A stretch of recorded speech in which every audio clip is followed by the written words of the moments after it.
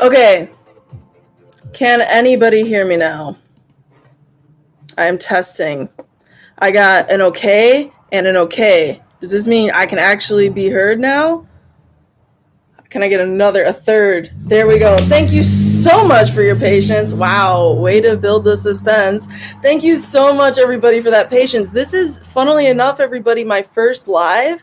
So I'm like doing it here with you, and I'm so thankful to see 5 people. What's up, people? Y'all are my like amazing commenters too. What's up, Ellen? I see sweet face Camille. Christian, hello, hello. Good to see you all here. Alonzo.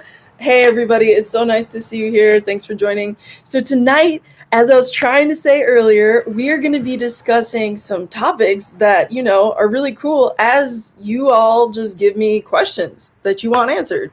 So this is your just like fun time. We're just going to chill and talk astrology. So really it's like open questions. So yeah, I'm really looking forward to seeing what y'all want to hear more about. Things I do want to talk about through tonight's little session here includes Saturn. And I know a lot of us have had the experience of Saturn, meaning that a lot of us have at least, you know, lived to 28 years old or beyond, right? And or had like a personal planet in our charts be transited by Saturn. And so anyway, Saturn's like a really intense energy, and I wanted to talk about it with y'all tonight, but I want to answer your questions. So it's so good to see everybody here in the chat. If anybody has any questions, feel free to drop them in. I'm just going to start chatting and be checking in and yeah, and seeing what's going on. So cool. So to talk about Saturn a little bit, just because it's relevant. Although, you know, we do want to talk about eclipses, if I'm not mistaken, because hello, it's eclipse season. Yes to the Saturn, yeah. But yes, eclipse season is here, y'all. We're having one next week. Are you ready for this? It's going to be in Sag moon. It's really, I think, an auspicious eclipse. You know, we'll take it. We'll take it. Yeah, Ellen says that Saturn conjunct moon now in her chart and don't want to do it wrong. How do I do it right? Whoa, great question. Lissy Darko, ready to die vibes? Don't do that. Ready to live, girl, live. Oh my God, it's so fun being here live for y'all. Yeah, so we're going to talk about that, Ellen. Thank you for bringing that question up. We're going to dive into that. So, okay. Saturn, in order to answer the question is like, hey, Saturn's transiting my moon. How do I make the best of this versus like have it come back to me in a harmful type of way or in a way that just causes extra work that you just don't want to deal with or extra burden?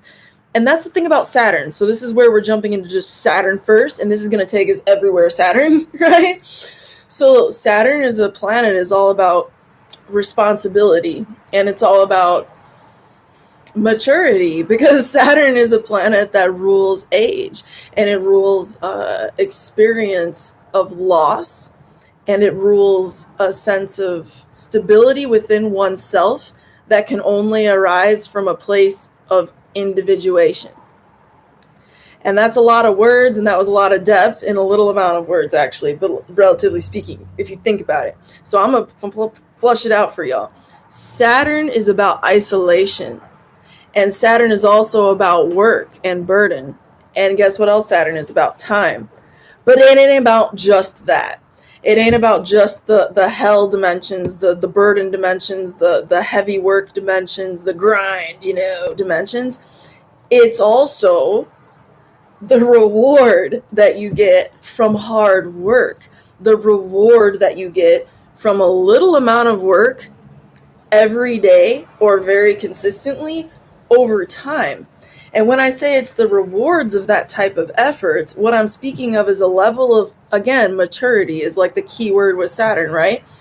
If you think about it, people often say Saturn's keyword is time. And you know what? That's cool. I agree. Yes. And Saturn's keyword is maturity, because it's not only the instance of time, it's the instance of time in passing. So Saturn's whole role is the elder, you feel? So it's about going through the phase of isolation and maturation and independence within oneself. That's why there's an association with Saturn in the 12th house. Remember, the 12th house is the house of retreat, the house of denial, exclusion, basically. Asylums, okay, are under the 12th house. Retreats far away, like hidden ground, underground type of stuff, that's the 12th house.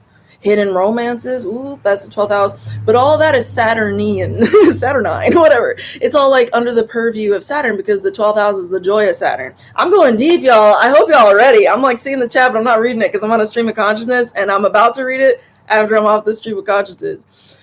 I'm excited to see where y'all go with the chat. But anyway, the whole thing that we're like diving into with the Saturn content, to answer Ellen's question about her moon, we got to get an understanding of Saturn. So to summarize that, it's like Saturn is this sense of maturity and reward in the potential side of it, not this like the grind vibe side of it. It's the potential of Saturn is reputation. It's maturation to a point of legacy. And here we see the association with Saturn in the 10th house in the chart. That's why that exists, because the 10th house is also to do with such matters. I could go off on a tangent about how some astrologers critique conflation of planets, signs, and houses, and how they say that that's like really a dangerous thing to do at all. I could do that if y'all want me to, but I'm gonna avoid that and digress to finish the thought, because this is already pretty Gemini, you know what I'm saying? We're already like, and I want to make sure we get into the thing. Thanks.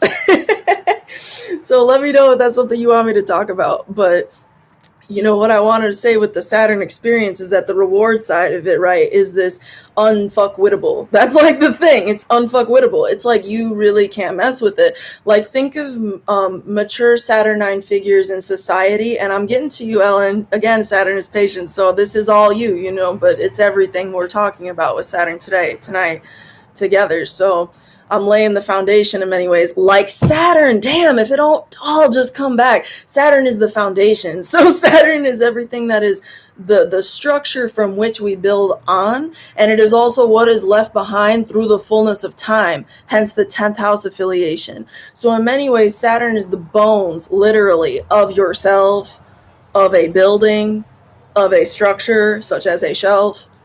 Saturn is the form that allows for anything else to like exist. You know what I'm saying? So anyway, getting to your question now, you get the thing that like Oprah, right? Like these are people who are, you know, empires within themselves. Jay-Z, these are people with very strong Saturn influences in their chart. I think Jay-Z has a major Saturn. I actually need to fact check myself on that, but I would be like more than beyondly surprised if he wasn't like a Capricorn. I feel like he might be a Cap Moon or something. I'm not certain. But these people who have really made it, they always have a Saturn is the thing. There's always a Saturn. Like everybody always has a Saturn in their chart, right? But when you see Saturn really prominent and in good dignity, and I'm getting to this specifically for you, Ellen, because your Saturn is in Aquarius if you are experiencing this, right? And if memory serves, that's your moon in Aquarius. So anyway, point being, this is great dignity for Saturn. You are in many ways very fortunate that your moon is in Saturn, or excuse me, a Saturn ruled sign at this point in time. Because Saturn is in the best fucking, pardon my French, I am a potty mouth every now and then, y'all. I really don't mean to offend you. It's just I'm Italian, you know, we're just really passionate. It's like flavoring words, you know? I mean, I know everybody has their own experiences with it though, so I do try to be sensitive, but like sometimes I'm just going to be raunchy. So, you know, please no. But anyway, digressing off of that, like sometimes you just got to really live through the dignity of Saturn in this moment where you might be feeling pressured or stressed, or like, you know, what it's going to bring you is situations where you feel like you don't have enough, because Saturn is scarcity until it has enough to feel secure within itself. It's also the concept of deprivation and delay. And the thing to remember with Saturn, anybody having a Saturn experience in your chart, is that delay is not denial. Repeating that, delay is not denial. And there's some alarms just to like emphasize that. I might mute it if it gets too loud. But I'm just gonna let it go. What are y'all saying in the chat? I'm gonna get to this moon question though. Oh, I'm sorry, that was so loud. I hope it didn't blast your earlobes off. Oh my god. Satire. Oh, I need to go back. What are we saying? This is amazing. Oh my gosh, we got like fam in the chat. Okay, what's going on? Any which way. I want to read it through all this, so I'm not, I'm not trying to fly through. We go. Oh my gosh, y'all are from other YouTube. That's funny. Welcome. Who are y'all from? Where you been? I want to know. I'm out here watching the good ones. You know what I'm saying? Lada. I love Lada. She's amazing. She's who I've learned a lot from over the years, actually, like a lot of astrologers out here. The node is everything. My natally nodes. I'm all backwards. Your natal nodes are all backwards? What you mean? You got a return? Do you have a natal return right now? Mimend? I don't know. The node, is it like a flipped nodal return? Like your north node is being visited by the south node? Is that what's going on? The lunar eclipse is conjunct my south node in the third. Whoa. So we want to talk about eclipses too. Okay, cool. That's deep. South node in the third. Cool.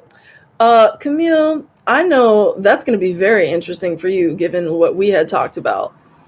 I remember the situations that we were talking about. I'm not trying to put anybody on any kind of blast, but I'm just saying that's good. That's good. I think that's auspicious. Father time. You're talking about Saturn. That's funny. Placidus. It is fourth house whole sign. Y'all know your astrology and whatnot. I want to hear what y'all want to hear me talk about. I'm going to finish this question though, the moon on Saturn. But you feeling the Saturn energy? Y'all are so interesting to listen to. I love this. Capricorn 8th house. Is that your placement of your sun, Lissy Darko? What is that? Or your Saturn is there? Where are you talking about? Your Saturn is in Capricorn in the 8th house? Saturn prepares us over time for a place of mastery. Yes. It might not make sense right now, in the now, but it will later. Amen, girl. That's good astrology. That's right there. Shout out the Cap Moons. Ooh, you're a Cap Moon in the 8th house? Whoa. I love Cap Moon. And people say it's so messed up. People say it's like the worst moon, But honestly, I am biased because I'm a Capricorn rising with the North Node in Capricorn. Y'all, I'm going to drop that in here. So like I vibe with Cap Moons and Cap Suns, and a lot of my people in my life have Capricorn energy. It's just like everywhere. I have Capricorns and Scorpios and Aquariuses and Sages. I'm really like that part of the zodiac. It's just like, and like Pisces as well. So it's like the end of the zodiac. It's funny. It makes us flex skills we don't know we have. It pushes us like a fitness trainer in the gym. It sucks, but the results are great. Damn, who are you? Where's your Twitter, Christian? Sweet face Camille, where's your Twitter? You got to put these profound thoughts somewhere public, man. I mean, you are now, so good job, woman. Soul hugs. That's awesome. Oh no, the sirens. Yeah, it was. I'm sorry. I'm a Pisces sun, Scorpio moon, and Gemini rising. Fun. Uranus, Neptune, Venus, Aqua. It's a lot of Aqua. Age of Aquarius. What's your opinion on the different rising signs for your solar returns? Ooh, that's a good question. My solar rising is Aquarius, and my natal Saturn is in Aqua. I need to read that last sentence again. My solar rising. What you mean your solar rising? Your solar return rising? I'm not trying to be all Venus and Virgo on you, but I'm just trying to understand what you want me to talk about. My brain's in like a creative mode, so I'm less analytically inclined at the moment, if that makes sense. My solar return rising is in Aquarius, and your natal Saturn is in Aqua. So your natal rising is what, dude? I need to know your natal rising. I think that's what I need to know. Your natal chart is fucking nuts. Oh man, you got one of them, huh? What you been doing in a past life, girl? What you doing? I know. No. I'm on Clubhouse, the app. Okay, I don't know what that is, but go follow Sweet Face Camille on Clubhouse, the app. Hey, while I'm doing shout outs, I need to give a shout out to Trinetti. Trinetti Music. If y'all don't know her, you should, because that woman is amazing. She makes some dope tracks. Also, shout out to YouTuber Tailored to You Coaching. That guy is a dope astrologer, and he is a hip hop head, really interesting kind of vibe, really funny, really comedic, and yeah, it was really cool. So, you know, when I checked out his channel and talked with him, he like put this comment on my video about the roots, and I was like, the roots, you know about the roots too? Because I was mentioning the roots, the fire by the Roots in John Legend in the Jupiter in Pisces forecast. And he called it out, and I was like, dude, yes, actual hip hop. Great. Thank you. I appreciate that. So anyway, cool channel. You can go subscribe to these people. Trinetti Music is on Spotify. Just saying. She's all up on the Spotify. Easy to listen to. And she has a SoundCloud. She's like prolific. She has a website. That girl is like an empire building. You know what I'm saying? Give her till she's fully done with her Saturn return, and it's just going to be like, damn, Oprah who? No, I'm just kidding. I'm just kidding. You should join. It's amazing. Noted. And I'll remember that because I've always wanted a treehouse. Treehouses are so cool. You should join. I'm having natal return, natal first house. Ooh, okay. She's having meme. Why do I keep calling you that? Memend. You got to tell me how to say this, or I'm just going to be like, brr. I'm having my nodal reversal, natal first house, Sag North Node, and 7th house Gemini South Node. They're currently exactly conjunct the transiting nodes. Jupiter is conjuncting my natal Saturn in Pisces in my 3rd house. Girl, I feel like you got a reading all up in your question. I'm like, yo. I got the nodal return, though. I got you on that. We're going to talk about that today. So, cool. I'm going to finish this Saturn question, though. What happens when you get Saturn transiting your moon? Okay? So, anytime Saturn transits anything in your chart, especially your key 3. Did I mention I'm doing a free masterclass this upcoming Sunday? Are y'all registered for that? It's free, it's live, it's over Zoom, and it's going to be super dope because it's not just like this where I can only hear me and I can like hear you through your words, but I'm not like hearing you, I'm not like seeing you. Anyway, we're going to be like chilling together this coming Sunday. I'm going to drop the link. That's exactly what I need to do. Don't you worry. I'm going to drop you the link in the description box. I'll let you know when I do to join. But it's going to be awesome. We're talking about the key 3 in your chart. So you want to talk about the ascendant, sun, and moon, then you know what? That's where to be this coming Sunday, everybody. And I just want to say that it's free, in case you are wondering, in case I didn't say that already. It is totally free of charge. But you do have to RSVP, everybody, because if you don't, that's not going to work. I'm not going to be able to send you the Zoom link now that I got this system set up, in other words. So you just got to, like, register. Boom. I dropped it in there like a healing bomb, like an earth bomb. Oh, my goddess. And I didn't even see your little earth emoji, Lizzie Darko. That's adorbs. Love it. Earth. Love it. Literally opposite, but same. Okay, so a couple of y'all are having nodal returns is what I'm hearing. And for some people, for one of you, it's switched. So like, yeah, I get it. Cool. Nodal returns are amazing. What is that about? Nodal returns are all about karmic returns and chickens roosting. I'm sorry I'm so all over the place, y'all. But that's what it is. And we'll talk more about it when we get to eclipses. I'm like giving all y'all little like nuggets. I dropped the link to register in the description box for this coming Sunday's masterclass. Free Ascendant, Sun, and Moon, understanding the key 3 in your chart, putting them all together. What are the elemental configurations? What do they mean? What are the 3 signs that rule your chart? Say about your life. How to interpret this stuff for yourself. I go over how to pull your chart real quick on the internet if you haven't done that yet. It's like literally for any level of astrologer, like just starting to get into it. Like I will help you if you already know about your key 3. I will help you if you don't know what your key 3 are, and it'll be really groovy. We'll also do a live thing where you show me your chart if you need to show it to me. I will pull it. I'm only going to probably do a few of those from the audience just for the sake of like time, but we're going to do everybody's like combo that comes up that we can in the amount of time that we have. And I'm putting 2 hours for this, so I'll have a presentation for y'all. It'll be a nice little, you know, PowerPoint kind of thing. It'll be really fun. It'll be really dope. I'm looking forward to it because it's like going to be really interactive, and that's like really my vibe, you know. So anyway, I just want to put you up on that. It's again free this coming Sunday, 12 p.m. to 2 p.m. Central. So the link to register to get the Zoom link sent to you is in the description box right now. Nuggets of gold, all signed up, fam. I love y'all. Like some weird karmic shit, man. You all are funny.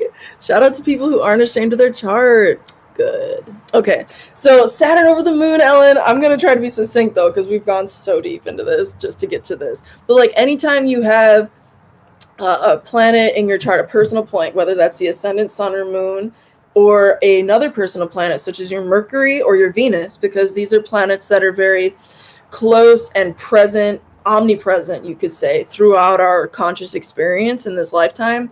So like, you know, anytime you got Saturn going like to one of those planets, but especially your sun, your moon, and your rising sign, because those are, again, the key 3, everybody. So when Saturn is visiting that or strongly activating that, whether it's a conjunction like Ellen is experiencing, or a square or a trine or a sextile, you know, the easier ones, trines and sextiles, or maybe it's an opposition even, you know, another one of those tense aspects like a square.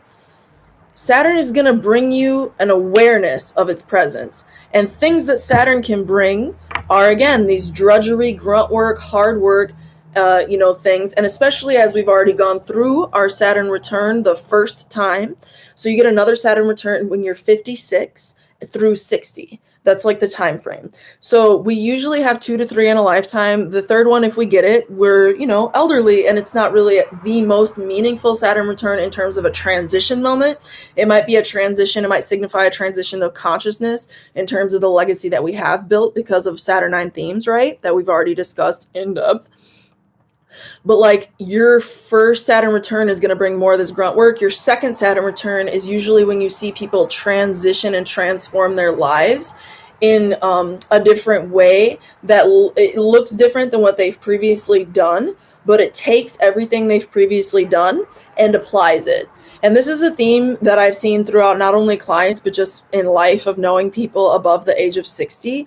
There is a moment, generally speaking, in our lives, and if it's not that, if it's not a transformation like that, but let's be real, your moon is in Aquarius, Saturn is in Aquarius. So Aquarius is all about the quirky individuation, the transformation that is like radical and weird, or the thing that is ahead of its time, that is helping lay the foundation, the railroad, so to speak, for that consciousness to get some roots, to get some traction, you know what I mean, in life. So like, depending on where you are with your Saturn experience and energy, and, you know, for people slower to mature their Saturn energy, and we're talking about this again because Saturn is transiting this woman's moon in the sign of Aquarius as we speak. So her natal chart's being activated by this moon, just like you could have a planet in Aquarius right now being activated like this.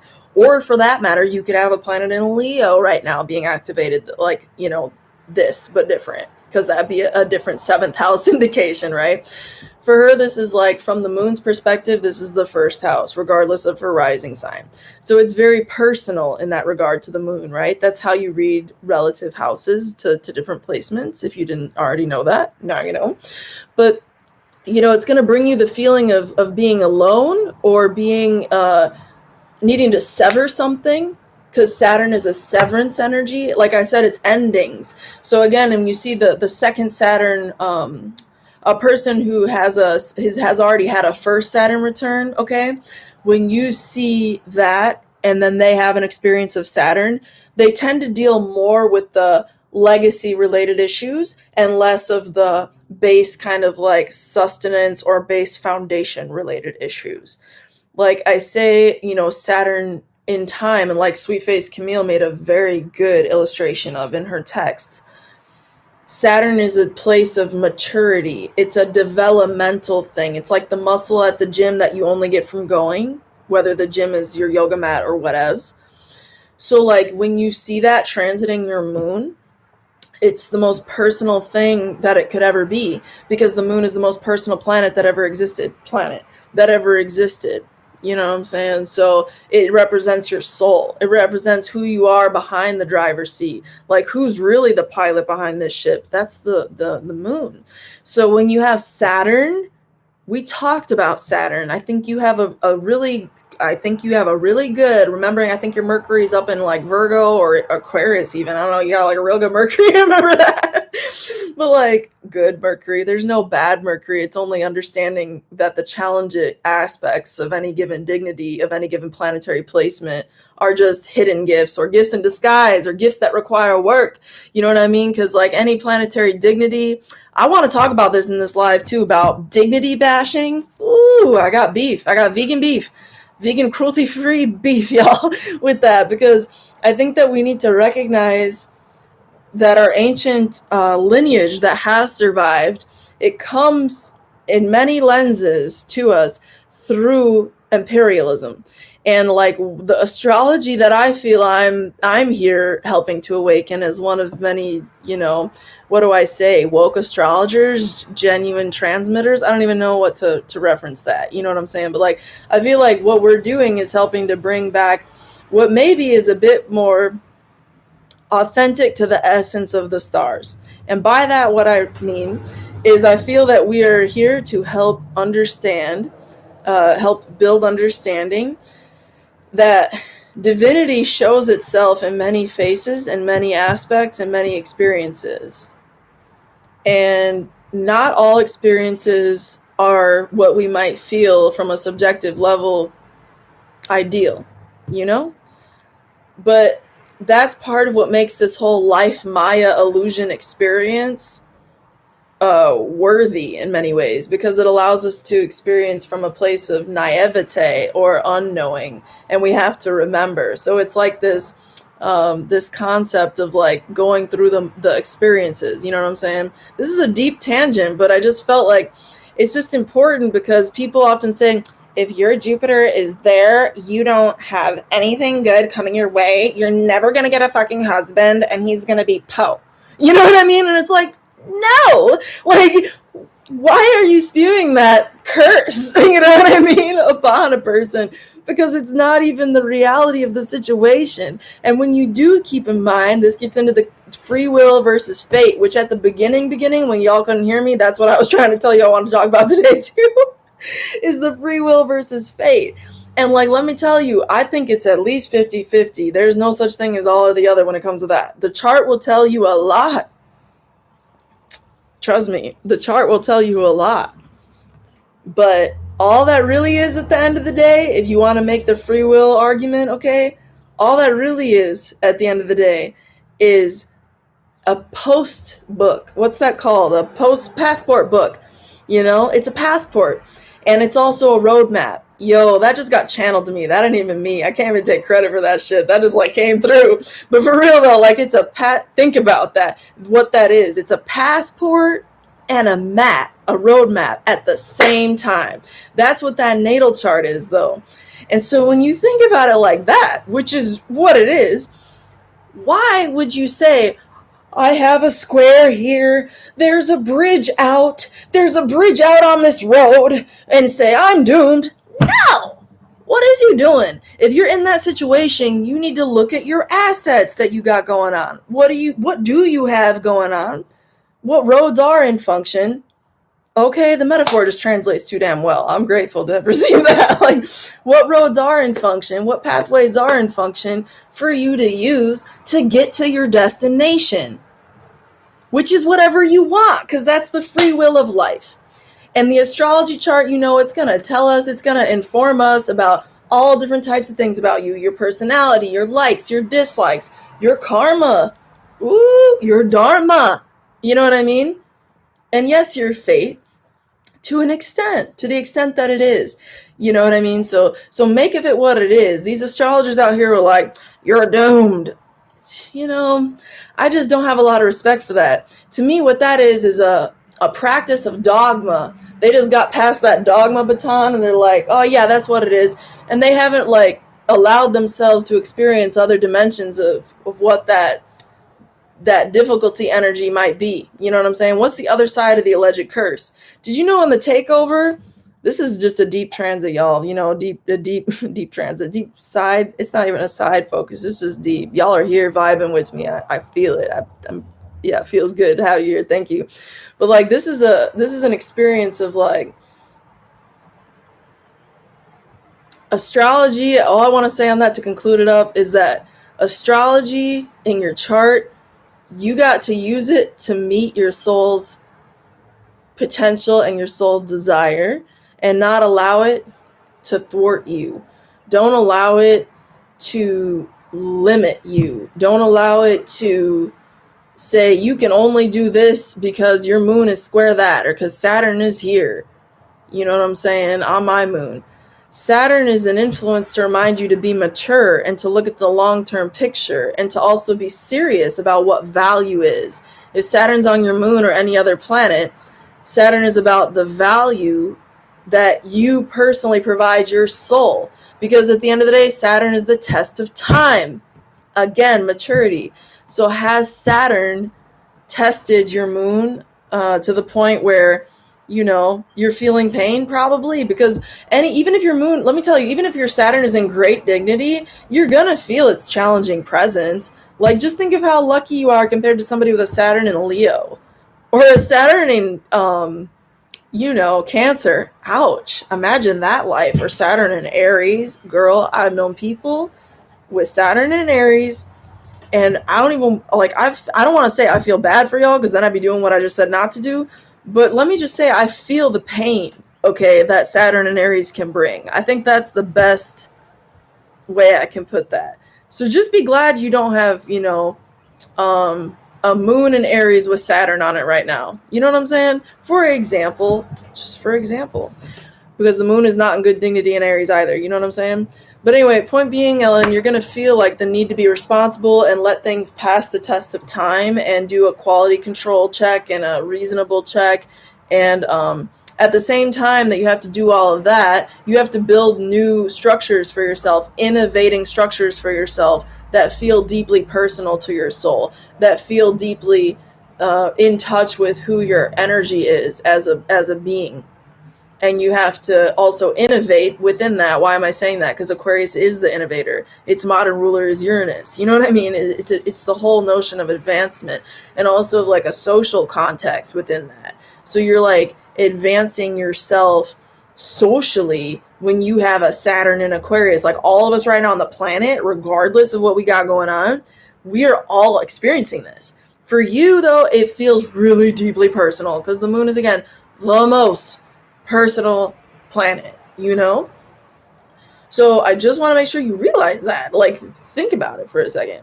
Anyway, Saturn on the moon, you're going to have the Saturn maturity check, test of time check, and the innovation needs to be respected and honored because Aquarius is, again, the innovator, the mad genius, the scientist, you know, the experimenter. Think of people with strong Aquarius vibes, you know what I'm saying, or strong Uranus vibes.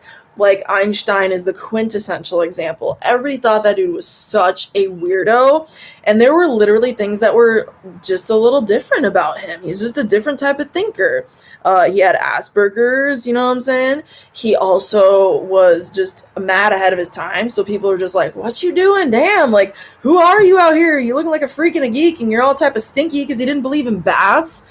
He was like, I think one time he was quoted with like, why, like somebody was like, why aren't you showering? You literally stink, dude. Like, bro, you stink, you smell. And he was just like, why would I wash when I'm just gonna get dirty again? And I'm just like, gnarly, you know what I'm saying? But at the same time, it's like, that's Einstein. Like, he's just out there, he's doing his thing. And please, Ellen and everybody, I am not saying please don't bathe because I am a fan of hygiene. I have a lot of Virgo energy in my chart, you know what I'm saying? But like for real though, like natural stuff, you know what I'm saying? No baking soda or no aluminum in your deodorant, people. I'm just saying, shoot, better watch my tongue though before they take down my shit, no. But for real though, like, watch out. You gotta go natural with that stuff, you know? But I digress off of that point. Not to say you have to stink, Ellen, but like, I'm just saying, like, respect Saturn is what I'm trying to say. At the same time, respect innovation, because that is Saturn in Aquarius. That is Saturn in Aquarius. That's what makes it different than Saturn in Capricorn. You understand? Saturn, in case you don't know, now you know, everybody, Saturn rules both Capricorn and Aquarius in ancient astrology. Everybody's always like, oh my God, I didn't know that Aquarius was ruled by Saturn. I'm like, yeah, yes, it is. And so anyway, I hope that answers your question. I feel like I spent a lot of time on it, like, sporadically throughout there. So I hope you're still here and heard that and it helped you and all that. It's good to see people. Okay, let's go back to this chat. Things have been happening in the chat. Weird and karmic. Gemini, so many. Wow. Gems in the room. Aries moon. We got to talk about the nodes yet. What's next? We got to talk about nodal returns. Alonzo, we talked a lot about Saturn, but you asked some deep question. Alonzo, could you do me a favor? Could you just like copy paste your question for me? Because I remember it was dope, and at this point, I just don't want to spend all that time scrolling, and I want to answer it. Saturn is currently squaring my Venus in Taurus. Love myself more through it. Girl, good for you. Squaring your Venus in Taurus, girl. I feel for you. Yeah. At least your Venus is in Taurus. You have a similar thing to Ellen. You have like a really nice dignity Venus. That's a good Venus. Lucky. Really good. It means you can like experience life more fully, more lushly, more sensually, you know, than a lot of other people from that level of like enjoyment, which is great. So congratulations. God buddy. Saturn in my natal first. I feel similar to the Saturn in Aries. EO. Yeah, Alonzo, I feel that, you know. Saturn rules my first house, but it's technically in my second house. Yeah. Mm-hmm. What else we got in here? Posy vibes. Yeah, you are spreading positive vibes, Alonzo. Respect to that. And like, you got to be independent sometimes. That's the thing about Saturn, even for Ellen, for Alonzo, and who's the woman who has the Saturn Venus. You still didn't tell me how to say your name, girl. Mimend, unless I missed it. Mimend, Mimend, Mimend. Okay. Understanding this now grateful transit, Jupiter and Saturn moved on from your 8th house. Whoa, that is deep. So Jupiter's in your 9th house right now because you're a Gemini rising. Is that what you said, Lissy Darko? That's fun. Wow, you're probably having all sorts of philosophical drops. Welcome to WizdomDropz. Glad to see you here. That's funny. Making me blush. Girl, you literally have not told me how to say your name. This is a joke at this point. Fine. I'm about to name you. That's not even right. Lunar eclipse conjunct South Node in the 3rd. Can I get your perspective, please? I love that question. Alonzo, if you're still here, I'm waiting for you to retype the question if you want me to specifically address it. Okay, lunar eclipse, and then I'm doing the nodal returns, y'all, because Sweetface has been here at the WizdomDropz platform for a minute. Lunar eclipse conjunct South Node. Okay, in the 3rd, can I get your perspective, please? So you are having the eclipse that is happening like right now, in the next week, okay? Conjunct your South Node in the 3rd house. Whoa. Okay, so 3rd house, tropical or Placidus? Did you say this is 4th house by whole sign earlier? So if it's in Sag, and that's your 4th house, I thought you were like a Virgo rising. Is this accurate? Am I totally tripping? Is that, yeah, that would be accurate. Okay, so like if you're a Virgo rising, and this is in your 4th whole sign house, and that's where your South Node is. Okay, so your South Node is in your natal 4th house. Assuming that is the case, and please, like, Camille, if you're in here. Okay, she says yes. Good. Just make sure I'm saying the right things out of my mouth. Meme, oh my god, thank you. LMAO, yes, laugh your booty off. It's funny, honey. Okay. Okay, South Node in the 4th whole sign house. And this is where the eclipse is. Whoa. Okay, so wait, it's conjunct your South Node. So you're basically saying that you're having a nodal return now as well. I need you to clarify for me that you're also having a nodal return, because otherwise I'm interpreting everything all type of different. Placidus, 3rd, 4th whole sign. Perfect. So you are a Virgo ascendant. Good. Because Virgo, Libra, Scorpio, Sag. That's how we calculate with 4th house. She says, yes, you're having a nodal return. Solid. Okay, so your South Node is on your South Node. Your North Node is on your North Node. This is a powerful time that we get. It's not often. It takes years and years and years for us to have a nodal return. Whether I'm talking to everybody with a nodal return right now, we got at least 3 in the room right now. This is deep. And y'all here on the eclipses, I'm going to mute this time. I don't want to do that to y'all again.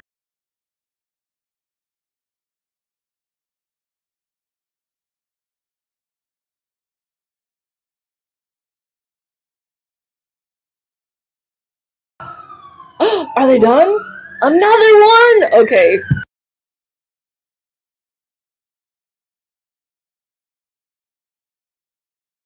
Y'all, I don't even live in Chicago anymore. Literally. Like, I literally don't even live in Chicago anymore. It's like I'm just in this, like, near this busy road, you know? So, I'm sorry. It is so loud. I know. You know what I learned from somebody once? I'm getting to you, beautiful sweet face. Give me like 1 minute. I'll be even better than I was with Ellen's question. But for real though, I'm curious though. Have y'all heard about this? Sirens. They're making sirens now that are so much louder than they used to be. There used to be like way quieter, and now these sirens are just like all the time, just like way more. It's like, why? I learned that in like a bike education program, like how to bike, you know, like properly in an urban environment, whatever, like safely. Okay, so I guess I never shit. Ellen, are you still here? Did you leave because you got pissed at me because I didn't like fully answer your question quickly? Because I wouldn't be upset with you, but I do want to know if you're in the room, because if you are, I'm going to like really address the fact that you just had to do that right and not wrong. So, you know, you got to let me know if you're here, because if you're not here, like in frequency or just in tonnage. No, like, girl, I don't even know, like, I can't specify. I think frequency is not volume. Oh, good. Thank God. Ellen's still here. Thank God. It's because I just realized I never fully answered that. So I'm glad you're here. I mean in volume, Lissy Darko. I need to make sure I understand. I know frequency has to do with range and tone. I think I'm just talking like straight up volume. Literally, it's just the sound. You know. Okay, I'm going to finish Ellen's, then get back to Nodal Return people, and there's 3 of us here. Thank you, Alonzo. Glad to see your comment. Awesome. I'm going to read that later. So, okay. It's so much Gemini energy right now. I'm not even a Gemini. My moon's in the 3rd house, though, by tropical Placidus. Anyway, moon in the Saturn thing, how to do it right. You need to be nice to yourself. Somebody else in the room just said that they are loving themselves through this Venus-Saturn square that they're experiencing. Their natal Venus is being squared by transiting Saturn, right? And they're loving themselves more through it. That is such a beautiful just summary of what a good dignity Venus, quote unquote, right, can do and can bring to a person almost like intuitively. Like she just might naturally be like inclined or have a proclivity to interface with her self-love in that way, which is excellent. Congratulations.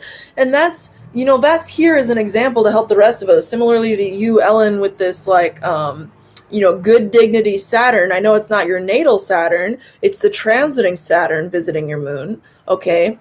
But transiting Saturn is in good dignity, so it can bring you the best. And to speak on the high and low vibrations of Saturn and how to do it, quote unquote, right. I think you understood from my big tangent. I'm trying to get out there that right is relative to you. And I'm never trying to tell people this is the right way of Saturn. That was why I went into all that, right? So like, what I'm going to tell you is what I've observed and what other astrologers have taught me, okay? And so to do it right, you need to be gentle with yourself. You need to honor the fact that you need to be mature, but you also need to innovate within that. And to do it wrong, to just clarify and flush that out more, you would be beating yourself up over small things or things in the past, because Saturn rules time. Also, Saturn rules deprivation, so you could be feeding into like scarcity consciousness within yourself, which absolutely no judgment, because it's so easy to do. In general, we're literally hardwired genetically at some level from the last, at least the last couple thousand years of our existence on this planet. You know what I'm saying? Because Gobekli Tepe, y'all, goes back at least 13,000 years. Don't get it twisted. Humanity has existed a lot longer than people want you to believe, all up in the formal, realms. Digressing, though. How do I do it? Get off of these tangents. I literally don't know. It's just like that thought to that thought. But Saturn, it brings this sense of what would be wrong would be to go into the negative aspects of Saturn, which is about this like, I don't have anything, or I don't have enough, or I'm going to have without. And I need to be like really defensive and say no to everything.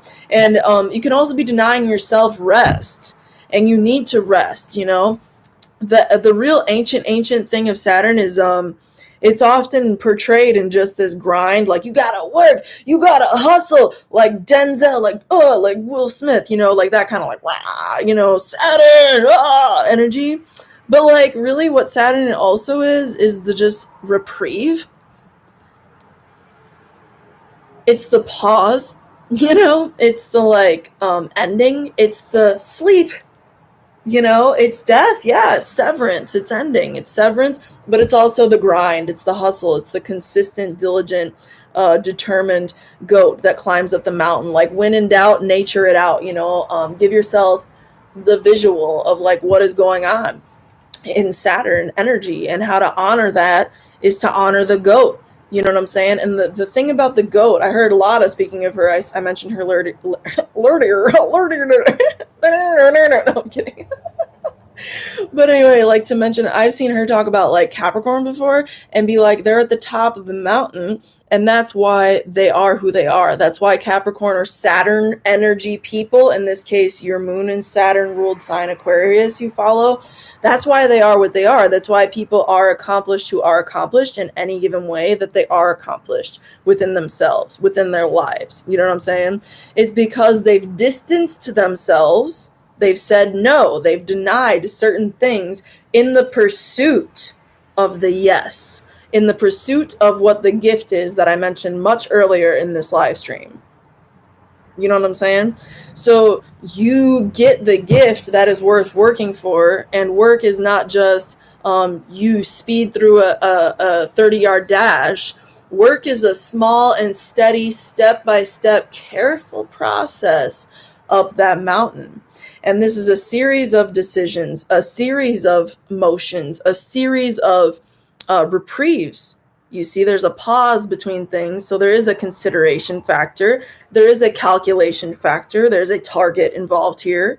You understand? There's an aim. Because Saturn, again, is not just the denial. It's not just the starvation and the ending and the deprivation and the pain and the suffering and just all the things that we as a species like fear and just don't like. You know what I mean? Because it's so-called malefic. It's also the things that we live for. It also rules the third dimension that we exist in and all of the abundance here. It is the foundation of our homes. It is our homes. It is the food that we eat.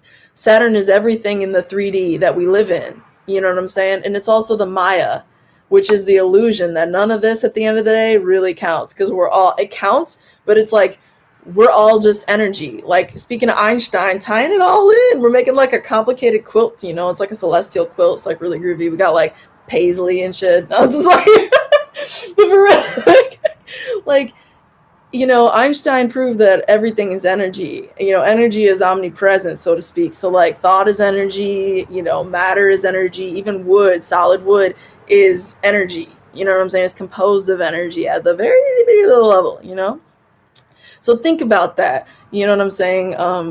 In the context of Saturn, because Saturn is the gatekeeper to the third dimension. Saturn is where people go when we end and when we in many ways begin and when we accomplish. So, to honor Saturn, you need to make the sacrifices that make sense. Make the denials that make sense. Don't make the denials. Anything that you need to deny yourself that is your baseline sustenance should never be sacrificed unless it's a live or die situation. So if it comes down to that type of prioritization, that is never a situation where you need to make a sacrifice for what feels like a pleasure item. No, I'm not suggesting that for anybody. You know what I'm saying? What I'm saying is that there's going to be an adult factor in any decision and anything just everything that reaches you right now in life. Like these are relationships with your closest of people, even because the moon is like and Saturn is like the presence of detachment, the presence of ending, and the presence of adulting up and maturing, and the presence of choosing what to pick your battle in or what to put your juice in, you know what I'm saying? What to put your energy in, how to source yourself in a way that's going to ultimately be the most productive to you. You need to make calculated decisions that have a long-term benefit in any scenario to do it so-called right. And again, I already explained why I don't like to talk about things in right and wrong, but I just wanted to share that with you. Now I feel fully I've answered that question. The three of you who are so patient and dope in the room, Nodal Returns, baby. Whew. Okay, Nodal Returns, and then I'm going to zoom in on Sweet Face Camille's specific situation within Nodal Returns, okay? So Nodal Returns, let me tell you about Nodal Returns. Woo, guys, I got to drink some water for this. This is about to get juicy. Nodal Returns, everybody. Story time.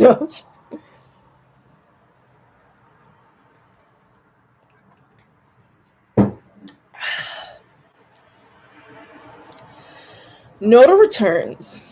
Nodal Returns are all about, I'm going to wait to read the chat. I'm going to wait to read it because I want to finish this thought. And don't y'all leave after I answer this question because I want to know what you're saying. Nodal Returns are when you get a reality check moment. And that reality check moment is in many ways out of your hands. And the beautiful thing about a nodal return is that to a certain extent, it's similar to eclipses. To a certain extent, it's similar to eclipses in that it's very fated and it's very karmic. Whatever chickens come home to roost, they will roost. And when they roost, you will feel them. Now, do those chickens lay golden eggs? Do those chickens lay eggs at all? Do those chickens give you some poison eggs that you got to learn how to deal with and process? You know what I'm saying? It's a lot like Saturn in that as well. It's very karmic, but it's more so of the fated caliber. Saturn is more of a meter response. So Saturn's more of a what you put in is what you get out. And it's a very almost like direct relationship to some level. And eclipses and nodal returns, because y'all having nodal returns right now are having eclipse experiences. So it's like super relevant. You know what I mean? But like when you have a nodal return in your life, you are going to have an experience of realizing where is it that I have been messing up. And if the sun is not like in really strong dignity or something at the time of this event in your life, you might not have the most like cognizant awareness of what specifically it is in the moment. But a year later, when the nodes change, you'll have a very clear perspective in that rearview mirror about everything that was going on then. And you might have right now an awareness. And if you do have an awareness when these karmic chickens come home to roost, it kind of helps you have me like sitting here telling you that, right? Like that like, hey, watch out for this. But when you do get those karmic chickens coming home to roost, these fated experiences that they were almost like written in the script before you incarnated, you know what I'm saying? When you get those experiences, you'll know now what is happening is for a reason. And it's like to get you on the right path of your destiny, because the nodes in any chart, this is like, just so you know where to cite this astrology, ladies, this is going to be to do, and gentlemen who are here, of course, but I think it was 3 women who had this specific thing going on right now. But like, just so you know how to interpret this, you're going to be looking at it from the perspective of evolutionary astrology.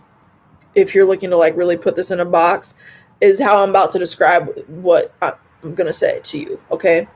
But what I got to say to you is that your nodes in your chart, they represent where you need to go at the North Node, right? In order to advance your soul the most, in order to get what your soul needed out of this lifetime. What did your soul need in this lifetime? That's the point in your chart, that North Node. Are y'all registered for the masterclass this coming Sunday? I just dropped that in there. Promo moment. This Sunday, y'all, 12 p.m. to 2 p.m. Central Time, okay? You got to register. It'll give you the Zoom link. I know some of y'all here are already registered. Hey, so much fun. We're going to actually like chat and whatnot. It's going to be like a 2-hour thing. Fun. But just saying, you know, that's there for you. If you want to understand the Ascendant, Sun, and Moon in your chart, it's totally free of charge. Ascendant, Sun, and Moon sign once and for all. What do those key 3 placements say about you and your life experience? How do we read them together? How do you read them together? It's happening this coming Sunday. It's free, but you got to register to get the Zoom link. Okay. And I'm going to be interacting with y'all live, like witnessing your elemental and sign-based combinations, and we're going to be interpreting it and seeing what does it say about your life, and you know, who is this I'm looking at just from these elements, and you're going to be like, oh my god, that's how this aspect of myself shows up, and now I understand why XYZ. It's really fun. Link is in the chat. Okay, can you wear your scream mask? I just saw that one. LMAO JK. Good, I'm glad, because I was like, what? No, I'm kidding.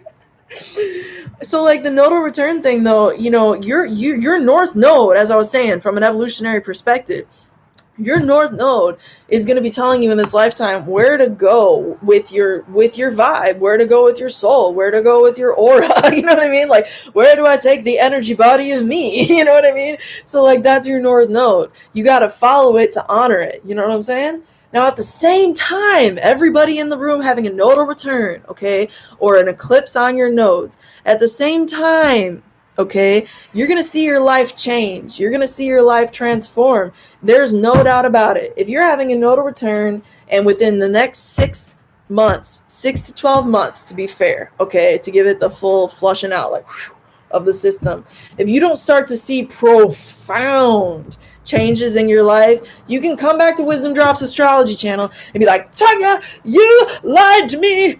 But you know what? I ain't even scared of you, because it's gonna happen. Like, it's gonna happen. It's like, this is your life. This is what's gonna happen. And I'm putting out the vibe for y'all that it is in the best way possible, and that it is in your highest and greatest of all goods. Let it be. Amen. It is. Okay? But for real though, what I'm trying to say is that when you got those nodal returns going on in your chart, at the same time you got the eclipses going down, it's an awareness point. You know what I'm saying? When you have that full moon lunation, okay, as we are about to have a full moon lunation, okay, in the sign in the sign of Sagittarius, this is going to be telling you an awareness about, in a south node, in the case of Sweet Face Camille, it's going to be showing you an awareness of what you need to leave behind. South node, because I spent a lot of time talking about that North node. It's what you need to follow. You already know this. I feel, as you're here in the room, I feel you, like, you get that already. You already get that the North node is that. The South node is, again, what we need to let go of that no longer serves. And you know what it is as well. And this is something that I cannot stress the importance of enough. Your South node is, yes, the bad habits you need to leave behind, the yucky mucky, the blah blah, the garbage, the compost, you know what I'm saying? But that South node, don't forget, is also your previous accomplishments. It's also your previous gifts, your previous things that you have worked for, that you have put in the Saturn grind on. You know what I mean? And now you just have that, wherever that South node is. So what am I trying to say to you? All the ladies in the room having nodal returns, you need to pay attention, whether it's the same as is the case with Christian. She has hers the same as what's currently transiting. So what's currently transiting reflects in her chart. Whereas some of y'all in the room were explaining to me that you have the opposite, to where your current transiting, like in all of us right now, the transiting nodes are switching your chart. So basically, like, the North Node is in Gemini right now, but in your life, the South Node is in Gemini. So, like, that's what I was trying to explain. If I'm explaining it right, I hope I'm explaining it right. I hope that Sweet Face Camille, I'm remembering this accurately, and that yeah, I think I am. I think you said this is your South Node. So anyway, South Node is going to bring you an awareness of what you need to leave behind, but also what you need to integrate from the past life. Anybody in the room with a nodal return, what you need to integrate from your past life, your past self, even if it's in this life, your younger self, your more formative self, you're just who you have always been since you were here in this experience. You need to somehow integrate that into where you need to propel yourself, into where you need to go, into where you need to put your chi, your energy, your life force. You know what I'm saying? Because when you do that, what you're doing is honoring your karma. And, that's something that I'm saying, you need to do this. But again, I go back to, like, this is a fated thing. This is an eclipse. Not only is this a nodal return, it's the eclipse. It's the lunation during that nodal return, that happens for you. And it's very significant. And these are life-changing events, y'all. Like, I had a nodal return, and I'm being all like Mercury and Scorpio mysterious on y'all. I'm not going to talk too much about what happened, but let me just say it transitioned my whole life into a whole new phase, and transitioning from taking everything that I did before in my younger self and in my past lives, you know what I'm saying? And transitioning that into a new version, a 2.0, that is the now. You know what I'm saying? Very deep. I also have my nodes in angular houses. So if y'all like Camille, she has this in angular house. I know you're reading Placidus, girl. I encourage you to make sure you keep on reading those whole signs as well, because, that's an angular house. And that's like OG astrology, like the ultimate original astrology will tell you that. So just make sure you know that is a thing, and meaning that it's going to influence you more than you maybe realize. I know it's not lined up with your IC, you know what I'm saying, in that Placidus, but just understand it's really going to have that foundational, you're going to feel it. And since it is the third house in your Placidus, you're gonna, I think, see where in relationship to your local environments and communities and sibling networks and pal networks, like friends, maybe not so much like your super homies, like people who are like ride or die, but like your chums, your like neighbors, whatever, like people who you're like affinity with, like, you might like text every now and then, but you're not like, oh my God, I need to like call them and let them know what happened. Like, no. It's like those sorts of people. Also, like the local community factor, and also your words, how you communicate, and not only like your verbal words, but your written words, your spoken word, your thought, everything, your thought words, your communication words. Third house is all of that. You know what I'm saying? You got to think about that. If this is happening in your third house, Placidus, you got to really think about that. So make sure, you're just aware of your words right now. Make sure you're aware of your community right now. South Node, make sure you're locking your doors. You know what I'm saying, Camille? Don't be forgetting to do that right now. Don't forget to just do things that you need to do right now, because South Node can bring loss. And I'm definitely not trying to scare you, because I don't sense like I don't talk about clients' charts, you know what I'm saying? But I will just say, in case people are like, what? But like, I remember from your chart, like, and our experiences together, I don't read in your energy field like that's what's coming. I feel like that's maybe what's already happened in the ways that you and I have already talked about. And what's gonna happen is an awareness point about what is coming in.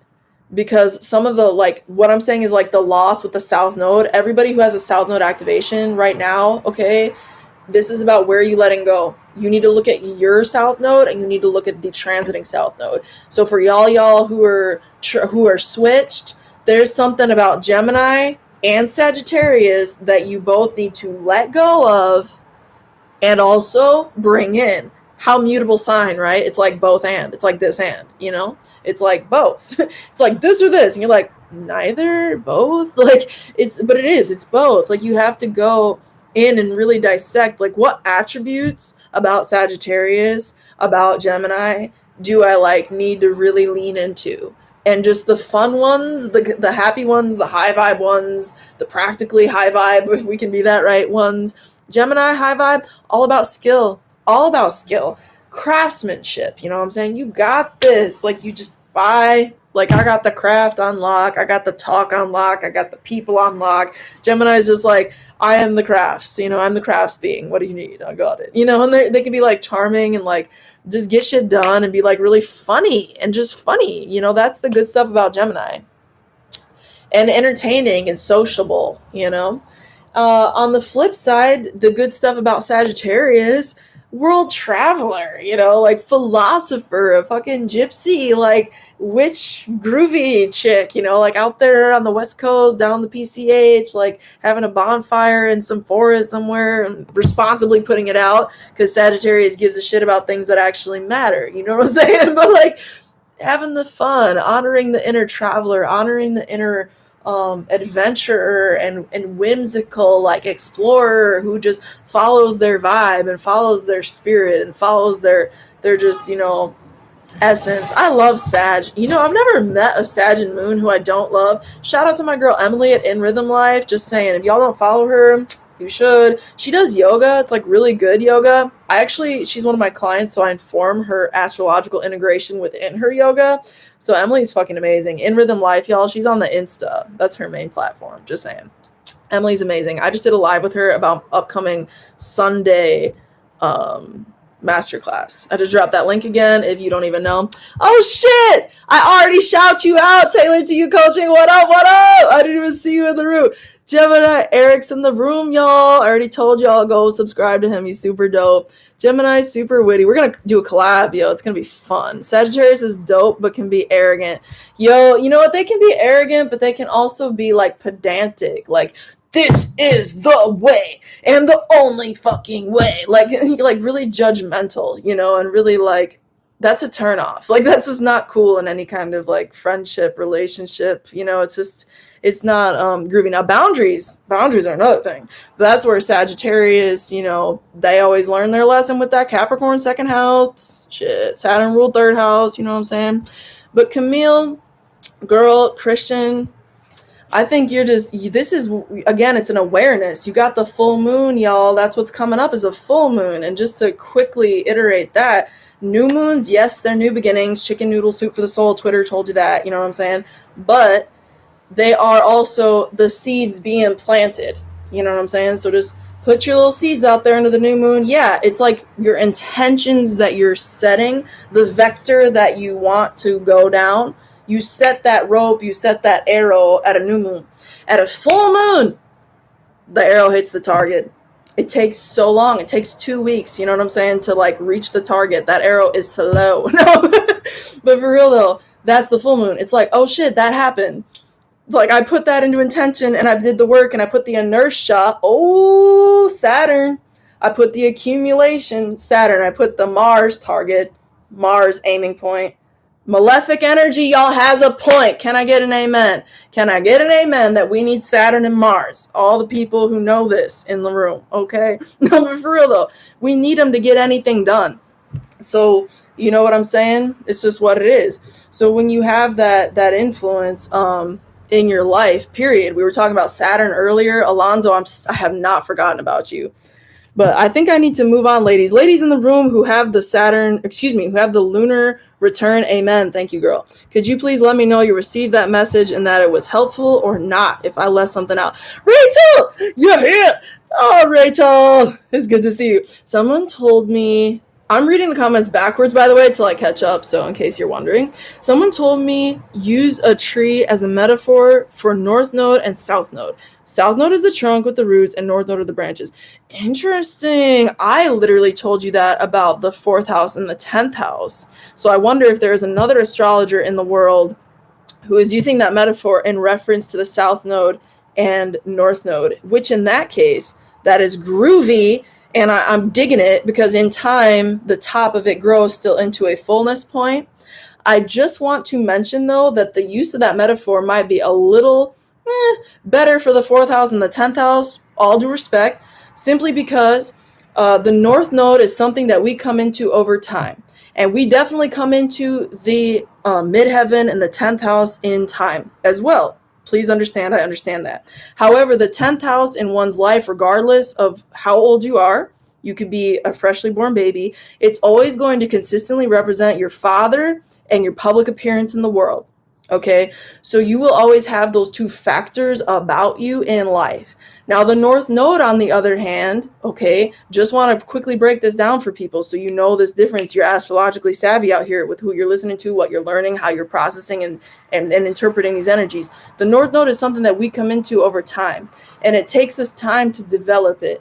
And from a baby status, if we're freshly out of our mothers, right? Our North Node isn't going to be as readily apparent as our father. It's not going to be as readily apparent as how we're appearing in the world, even, because we're just a baby. We're just starting. You know what I mean? So I just wanted to quickly clarify that for people. And thank you for bringing up that dope-ass metaphor. And I agree with it. And it's amazing. Okay, who else? You are. Me, and. South Node. Me, and. I think you told me to say it like that. Thank you for clarifying, by the way. I literally apologize that you took the time to clarify and I forgot. I think it's me meant. I'm having the reverse node like Lissy. Yeah, I know the two of you had that. It's so scary to me. My nodes are also conjunct my MC and IC. Uranus conjuncts my IC too. Girl, now that is... Uranus throws a monkey wrench into things for me every time. Yes, I registered. Oh, I can't wait to see you there. It's going to be so fun. This coming Sunday, y'all. I dropped that link. I'm a weirdo, but I'm real, though. Hey, that's the plot line of Uranus. That is literally the plot line of Uranus. I love that. You know what Uranus is? It's genuinity.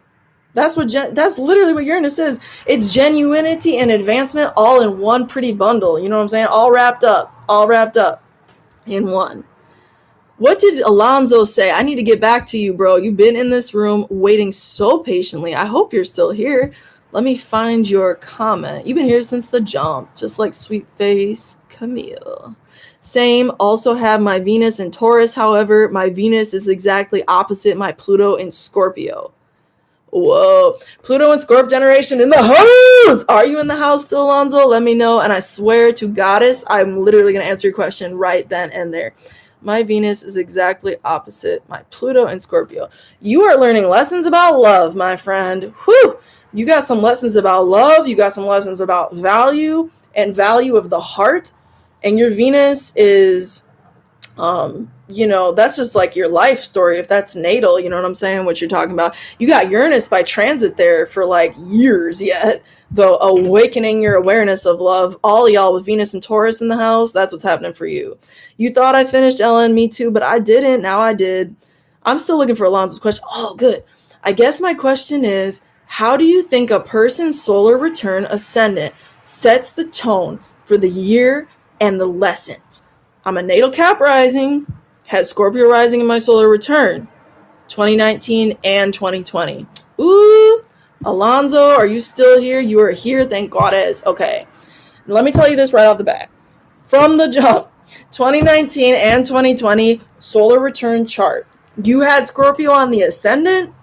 My first question to you is, in both of those years, where is Mars? And somebody, please answer to yourselves. Scream at your screen if you cannot type it in the box. Why am I asking him that? Mars is the ancient ruler of Scorpio, everybody. And it is important because when you look at the dispositor, that's the astro nerd word, but like if you look at the planet that rules the sign in question, in this case, Scorpio. This young man had Scorpio on his ascendant in both of these return charts, okay? This is who he was, in other words, for that year duration. And if I'm not mistaken, 2019 and 2020. So I don't know if you're still in it, like if you're still in a year that is Scorpio ascendant ruled, but what that lesson is going to teach you just thematically, like high level astrology, like the ego view on the situation, you know what I'm saying? That's going to be calling for you for a period of at least, 2 years when you're having this influence, okay, to be the phoenix in your life. And you can be the eagle You can even be the scorpion if you want, Alonzo. You know what I'm saying? You can be the stingy little, like, I'm just gonna be bitchy and sting. That's what it do. That's literally, you know, Scorpios in a low vibe. That's what they do. They take all the like energy around them and they be petty as fuck about it, and then they get vindictive about it. And it's like, yo, you need to chill. You need to like level up. That's not even a chill. It's like you need to level up. So I don't feel like in any of our correspondences, Alonzo, that that's the vibration of Scorpio that you're resonating on. You know what I'm saying? But like to talk about like where we can go with that Scorpio energy, Scorpio is going to be the evolved force. Like maybe you started like that because there were people around you like that, but that ain't you anymore because you, guess what? You transformed. Guess what? You metamorphosized. You metamorphosized. You went through the metamorphosis. You know what happens in metamorphosis? That caterpillar turns to jelly. I'm not even fucking with you. It turns to jelly. It's called apoptosis. You can fact check me on the internet. But it's seriously, you know, we liquefy ourselves in the process of transformation. Scorpio energy is about liquefaction of self in many ways. It's the vulnerability, you know what I'm saying, of self. In order to go through a new beginning, you need to die. And not literally. No. Not literally, metaphorically, and literally in life. Like you have experiences that end in life. You have, you know, relationships that end, that need to end. You got things that need to go. Cords need to be cut. Scissors need to come out. Scissors got a place, you know what I mean, in life for a reason. God gave you a knife for a reason. You know what I mean? You have to use your tools that you need to use. And Scorpio, the thing about them as we evolve, the thing you're being called to do for the 2 years that you have Scorpio on the ascendant, and I just talked to all the Scorpio energy people in the room. You know what I'm saying about Scorpio energy? Y'all already know, but I'm getting to the better point of it. When you got Scorpio energy in your life, say in a solar return chart for, you know, the 2 consecutive years, it's your ascendant sign, or you're just a Scorpio ascendant sun or moon person, you are being called to level up. And I always go back to Harry Potter. I always go back to friggin' the Phoenix. You know what I'm saying? Think about the Phoenix, and not to say the Phoenix comes from Harry Potter, but think about the visual that movie painted if you've seen it. Dumbledore, yo, the old wisdom keeper of that movie, he has a freaking phoenix, and that phoenix one day just goes, he's all old and looking like, I'm a phoenix, and then all of a sudden he's like, and he's into flames, and he goes into ashes, and it's just like, damn, what happened to the phoenix? The phoenix fucking died. But then what happens is, he's a spring chicken, a spring phoenix, you know what I'm saying? So you can get a spring chicken from your scorpionic experience of life. You come back, you transform, you use that shit as fuel. You turn that waste, you turn that compost, you know what I'm saying, into gold, into black gold for the earth. Because what happens in the process of decomposition, and this is real shit, you can tune out if you want, but real shit people only, you know what I'm saying? Like, when you take dead organic matter, that's anything alive, that's you and me and plants and animals and everything here on the planet, fungus, the whole thing. When you take organic matter that is dead and you put it back into the earth, naturally speaking, you know what happens? It gets taken apart. And in that process of being taken apart, in the process of the phoenix bird going into ashes, you know what I'm saying? In the process of the momentary death, you know what I'm saying? There is an absorption and a transformation, and therefore an enrichment, a supplementation, a nourishment of something around it. You understand? So when you, as a scorpionic energy being, whether it's Alonzo having his 2 year in a row Saturn return ascendant sign being in the sign of Aquarius, excuse me, the sign of Scorpio, we're talking about Scorpio, or you out there, a Scorpio ascendant sun or moon person, okay? Scorpio energy is always about the death that provides the nourishment. You know what I'm saying? Every time a seed germinates, y'all, nature metaphors all fucking day. Seriously though, every time a seed grows, every time it germinates, you know what I'm saying? The case, the coating, think of a bean. Y'all have eaten a bean. We've all eaten beans. beans, magical fruit. The more you eat, the more you toot. But for real though, think about the beans. The bean seed, the coating of that, it gets destroyed. It goes when that cotyledon explodes. When that cotyledon opens up, the cotyledon is the bean part that you actually eat, the like protein part, you know what I'm saying? So that the embryo can emerge. And as that seed that is live. That's that plant. It's a little mini plant. You can literally see it inside of a bean. If you open up a dry bean, you can see the little mini living organism in there. You know what I'm saying? The plant. That will eat the cotyledon. It will take that beefy part of the bean, the juicy white or whatever texture. It's usually beans are white inside, you know what I'm saying? But they're Oreos, whatever, if they're black beans. But like if you take a raw bean and you open it up, it's going to be like eaten. That white part will be eaten by the plant, because that plant is taking what it needs and it's absorbing it and transforming it into what it needs to grow into. That's how a seed works, kids. So if you think about that in the context of Scorpio, everything I just said was Scorpio. Everything I just said was your ascendant sign for the last 2 years. Everything I just said was you as a Scorpio moon, a Scorpio ascendant, a Scorpio sun. It don't matter. Scorpio midheaven, anywhere, everywhere that you got Scorpio in your chart, that's what I just spoke to right there. So what I'm saying is there's a death that feeds something new. You are being called to do that for the 2 years you have that on the ascendant. And by do that, I mean be that. Because ascendant energy is all about what we actually are in life. And it's how we show up in life. It's the dimensionality. You know what I'm saying? It's what was on the eastern horizon. It's what was rising. It's the vibe, the aura, the cosmic frequencies. There's a good one.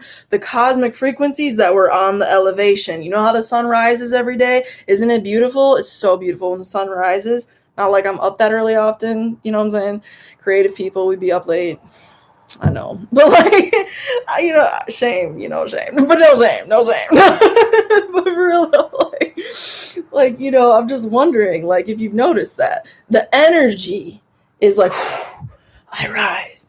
Just as your rising sign, whether it's your natal rising sign, whether it's your solar return rising sign. Y'all, are you registered for Sunday's class? We got 10 people in the room. Is all 10 of you registered? If you vibe with this, you better be up in the masterclass. It's for free. You literally got no excuse if you're actually into learning astrology for yourself. You know what I'm saying? I'm going to teach you your ascendant, sun, and moon sign. Ascendant, sun, and moon. So this is your chart we're talking about. We're going to use your chart live, baby. You're going to interpret it. I'm going to teach you how to do that for yourself. And by the end of it, you're going to leave with a sense of like awareness about like, oh, I already knew this about myself, but like this is actually where it is in my chart. And this is how I can hack myself in a certain type of way to be the best version of myself that I can be. You see what I'm saying? So I just want to make sure that you like have that skill set in life. This is a free class, you know what I'm saying? There is astrology school coming up for people who are like really vibing astrology and just want to know what is going on. Ooh, I got goosebumps. I love astrology school. I just enrolled somebody else today. It was like such a great conversation. My heart chakra was like beams because it's like such a beautiful place. It's like this, but like 20 times more interactive. Like, honestly, it's kind of weird to hear myself talk so much. But, you know, whatever. God gave me the words, you know, God, spirit, I should say, goddess, you know what I'm saying? Because let's be real, we all come from a mother. You know what I'm saying? But, like, I digress. Point being, though, like, it's a good class. It's free, and astrology school is a place where we all go and we transform our understanding of the stars and we ground it in our own charts, and from there we take it and we look at the charts of everybody in your very close life that you love very much, and you can therefore understand them at new levels. And it helps because you already know them, you know what I'm saying, just like you already know yourself better than anybody. So that's why we start with your chart. But yeah, it's really fun. I just wanted to make a plug for that. It's coming up. We're enrolling now. You can reach out to me if you're interested in that. I have a link in my description box on my video. But for now, I'm plugging the upcoming free master class this Sunday, 12 p.m. to 2 p.m. Central. Yeah. Okay. So Alonzo, are you still in the room? Did that help you? Thanks. That's really insightful. I see you saying that. I'm starting up where I read last. Tailored to you coaching, aka Eric, says use it 70. He's talking about the north node 70%, south node 30. You master it between 42, 48, or move backwards or move towards it more. You totally move towards it more. As life goes on, as I was saying. The dates, I feel like there's a lot of different perspectives on that in terms of like how old you need to be. I've witnessed it and experienced it as individual to the kind of maturity of the soul. A lot of times we in the first half of life, so that's what he's saying basically by that age range, we spend the first half of life as much as, right, in our south node. If we're like real petty people, you know, just those people who you're like, damn, are you possessed? Like, I'm sorry, you know, like the vibration is so low. But like those type of people, maybe they live in their south node their whole life, you know, and that's a real damn shame. But, you know, average, maybe we say, you know, you spend the first half of your life in your south node, and that's not like to shame, you know, anybody at all. It's totally literally normal. But if you are a more evolved soul, a more native to the land kind of soul, or a more you've been here before, this ain't your first rodeo kind of soul, you're already aware of that, you came in aware of that, you're like, where do we go, what's next, I'm here for a reason. You are the kind of person who's probably gonna, and it's not all the time, but you know, probably you're gonna have more of that north node energy show up well before the second half of life, because the more aware we are of ourselves as beings, as soul-based beings, the more we can honor that. You know what I'm saying? So I just want to make sure, you know, everybody watching this right now, like it can be the first half of your life, you know what I'm saying? But I want to make sure if you are already being intentional, you got some 20-something people in the room or something as well, I want to make sure that you're intentional about feeding your north node as well, and don't use this as an excuse to sit in your south node, because I'm going to tell you the truth that when you choose to not advance and go into your north node, it can actually bring you a lot of detriment and pain in life. You know why? You know why? Why? Because you're living in your younger self relative to your soul. You feel it's beyond this lifetime even. It's like, who was the past me? Like there's aspects of that you just need to let go of. You need to just let it go. Let it go. It's not worth it. You know what I mean? I get passionate about the nodes. That's what I'm talking about, that fate and karma though. Because it is. It's like you're fated to experience this north node, south node experience. You know what I'm saying? But how are you going to play with the energy? How are you going to move the candle? How are you going to like, you know, make that work for you? How are you going to aim the target of what that north node actually means? You know what I mean, to you? And how are you going to actually engage with the karma and the fate? Like, yeah, you're destined to have this type of experience in the first half of life. You're destined to have that type of experience in the second part of life. But again, how do you engage with the energy of the spirit? Because spirit always gives us a choice in the matter. You know what I'm saying? And not always, but always. It's like it doesn't always feel like it, is my point in saying that. You know what I'm saying? That's a deep tangent. We need to get through the rest of this awesome ass list. Pluto, Scorpio, Sniper Gang. Damn, girl, watch out for Lissy Darko. She out there with that sniper. Watch out. Don't mess with no ninjas. Sweet Face Camille, year of transformation. Mars is important to Scorpio. So right, classical ruler. Yeah, girl. And Pluto is important. Y'all know that. I'm never dissing the modern planets ever. Totally true. 2019 was Scorpion and 2020 was more Phoenix. What is you this year? Oi up. That's so beautiful, girl. Thank you. That's what I meant when I said ready to die. You're so funny. Thanks. I find this really insightful. Let's see, Darko. Our pets' heads are falling off. Oh, okay. I didn't know the reference. Black gold. Love it. You know, black gold in the soil, y'all. I could do a whole, like, that could be a book. Yo. I'm not even messing. This is like I'm not going to make a book off it, but I'm writing a book. Oops. I don't usually tell people that. So I'm like a good amount of pages in, you know, and that's going to be a chapter. Trust and believe. That is a definite chapter in my book. Okay. Got goosebumps off of that. Drop that science and knowledge. You. Scorpio rising here. Power. All right. Also Venus, Jupiter, and Neptune. Yeah, that's like a dreamy energy too. You know what? You probably got really strong dreams, and I sense this from our conversations, Eric, that Scorpio with all that Venus, Jupiter, and Neptune, that's very much so like an idealist who knows how to transform into the ideal situation. You see what I'm saying? So that's that powerful, you got to watch that with that Neptune square though, because sometimes it can just be like so like off in that like fairy dimension, you know what I'm saying? We're just like, whoa, what is life, man? It's all lucid, you know, like I digress. Reverberations. I was up late doing birth charts listening to J. Cole. Wow. That's dope. Damn it, an offer I can't refuse. I'm just going through some first house shit. Oh my god. No, I added the oh my god, but like first house shit. I know. I'm an Aries moon. You know what I'm saying? I'm an Aries moon and I got Capricorn on the ascendant. Did y'all register that? And I'm like malefic ruled in a lot of ways. But Venus rules my sun sign, so you know. But I got a Venus Jupiter in the 9th house with no bad quote unquote aspects. So I'm very thankful for that. It gives me a lot of grace, so to speak. You know, I'm all graceful with my potty mouth. No, I'm just kidding. Who else says something? I'm taking questions, people. If I left your questions, I hope that I answered them. Because what does natal chart conjunct the natal south node? Oh, natal Saturn. Whoops. What does Kate? Welcome, Kate. If you haven't registered yet for Astrology Masterclass, you are welcome. What does natal Saturn conjunct the natal south node mean? Okay, so you have Saturn and the mouth node and the south node, Saturn and the south node together in your chart, in your personal chart.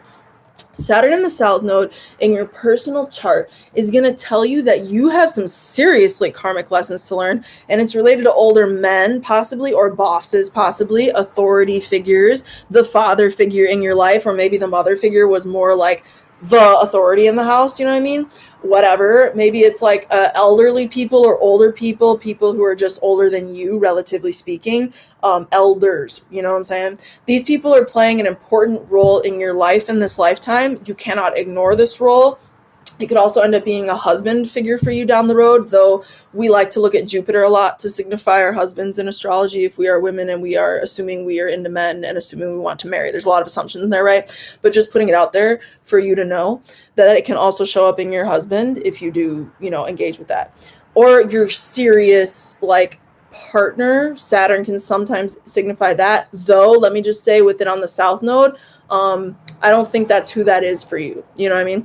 What I read that as is in the first part of life, older people or your father or your authority figures or the system even. Saturn can also rule system, everybody, like government system, big S system. That played a very important, significant, foundational, like, role in your life as a child, as a being, like your baseline Kate, right? Yeah, your baseline self, like your baseline Kate self, you know what I'm saying? So you need to transform some of your habits or some of the things that those people tried to give you as the medicine.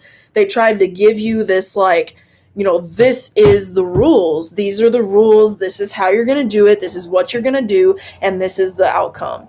They gave you a strong dose of that real bitter medicine. You know what I'm saying? It was real bitter. That ain't no sweet sugar. No Mary Poppins came and visited that. No, ma'am.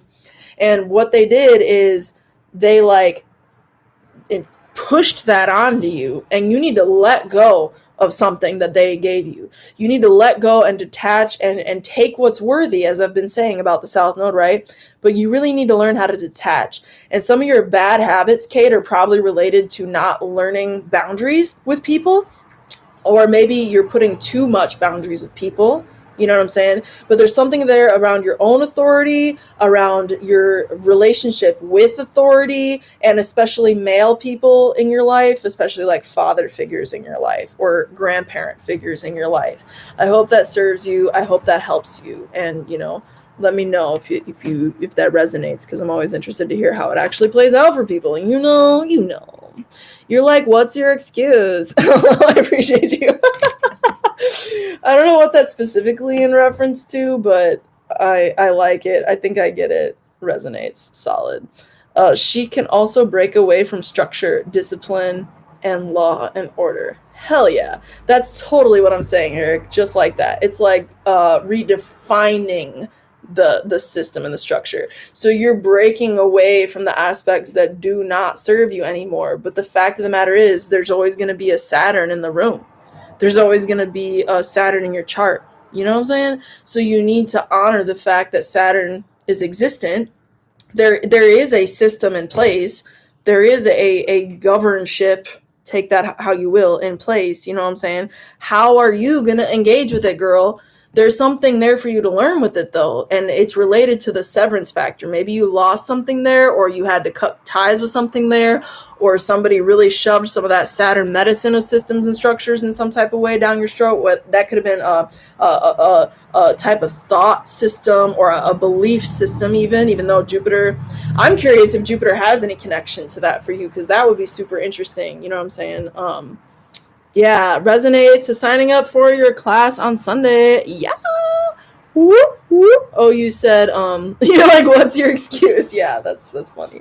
Okay, I'm going to take last questions, y'all. Last round for no alcohol. Astrology, y'all. Astrology, y'all. Hey, last round for astrology, y'all. Yo, there you go. That worked.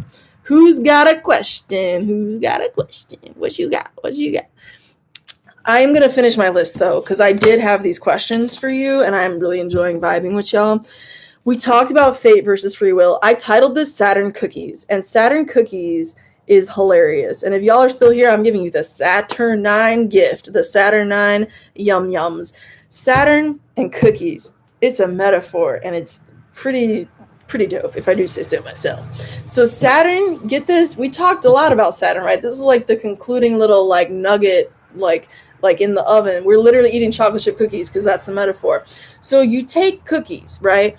Cookies, who doesn't like a cookie?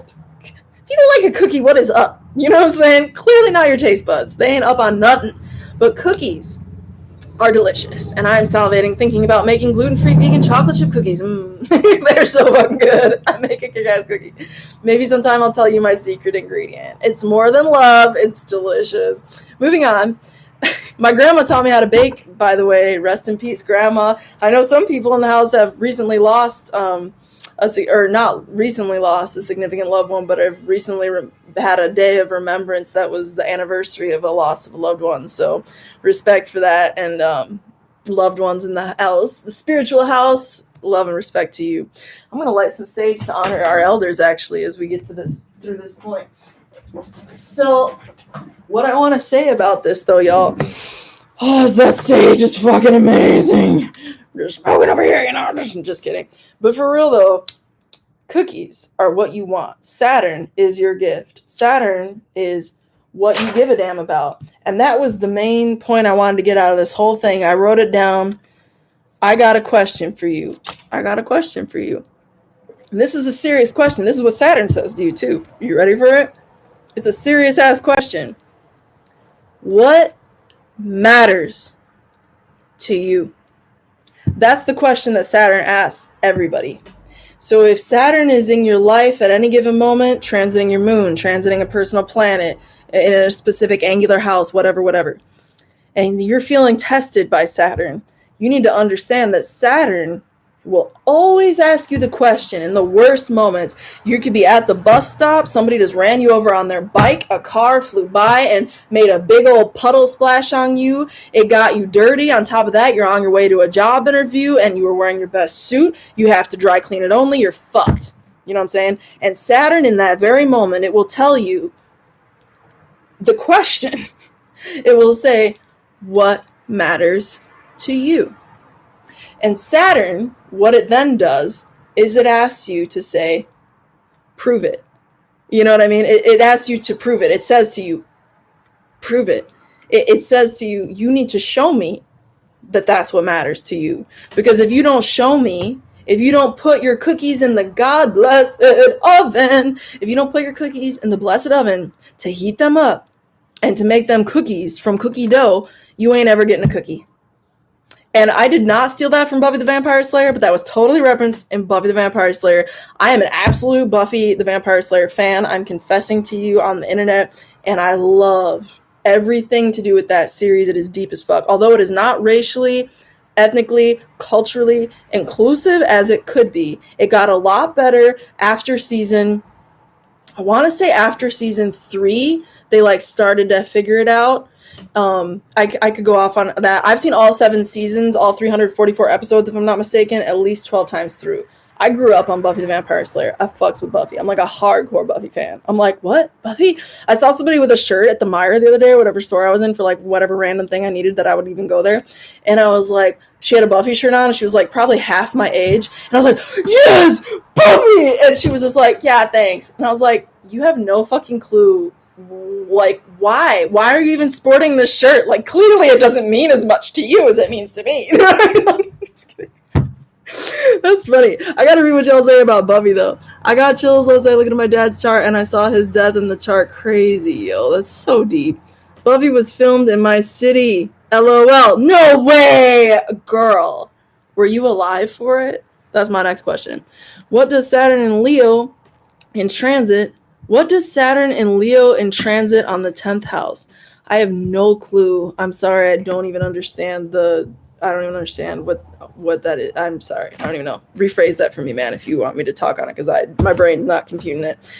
But what I got to say about the cookies, though, the Saturn cookies, Saturn is the process of getting at what is worthy. Saturn is the process of going up the hill, up the mountain. Saturn is the journey. And in the destination, it is the fruits that we reap that weren't previously available before a period of passageway. You feel how this is like of a vibration? Like, I can't even take like full credit for this stuff. You know what I'm saying? I'm wearing my kyanite too, so I'm just like, yeah, let's ride this wave. But like, it's the thing that you got to put in the period of severance, or the period of delay is not denial, or the period of work, or the period of depriving yourself in the name of getting something else, the sacred detachment, the sacred sacrifice. And that's not to say an ending of a life on an altar, no, but an ending of a certain state of self, a certain experience that is otherwise what you want in the short term, right? Depriving yourself of that in order to get the longer reward that's going to have more legs and a longer legacy, you know what I'm saying? That's the Saturnine experience. So to boil us down to cookies, Cookie Monster! Rah! Just kidding. But for real though, like, to boil it down to cookies, or to mix it all up into this delicious like recipe for Saturnian comprehension, you got to put the cookie dough in the oven. You got to put it in the oven. And that's Saturn. It's the process of baking. You know what I'm saying? It's the process of becoming. It's the keyword process. And so understand, you got Saturn transiting your first. You got Saturn, whatever, return. You got, Saturn on your moon, whatever. Anytime you got Saturn, just remember, the cookies are in the oven. And the first thing that Saturn is always going to ask you, or always going to say to you, is what matters to you. And the second kind of like wisdom frame I can put on that for you is whatever matters is worth putting in the effort to have. And this is the adult, like, ooh, it just stings so good because it's so true, but you just hate it at the same time because it's like, ooh, you got to go through something to get that, though, It's not Jupiter. Jupiter's just like, have the blessing, child. Yeah, it's Christmas, whatever holiday is your holiday. And Saturn is not. But when Saturn thinks you've done good, when you've proven yourself, they'll give you cookies. And cookies, my friends, take time. Saturn. You like that? I like that. I think it's dope. I came to me and I was like, oh, thanks for the idea. I gotta know what else. I'm taking last questions, so let me get into this. Anything else? Any last questions, anybody?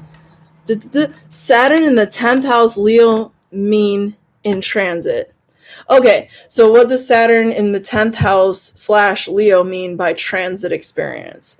Well, if it's going to be your 10th house whole sign, I'm going to say something different than a 10th house Placidus. So can you please clarify, Eric, are we talking whole sign 10th house? Are we talking Placidus 10th house? Because I'm going to nuance it based on that. But to start with that, Saturn in the 10th, regardless of the situation, the house system that we're using, right? It's always going to be about, your legacy and what are you leaving? What are you known for? Your long-term reputation. It's like Saturn, again, everybody, it rules severance, you know what I'm saying? So it rules the end, it rules detachment, it rules death. And so when you die, we all die. It's not something to be scared of because life goes on and it's different consciousness, but it is an ending.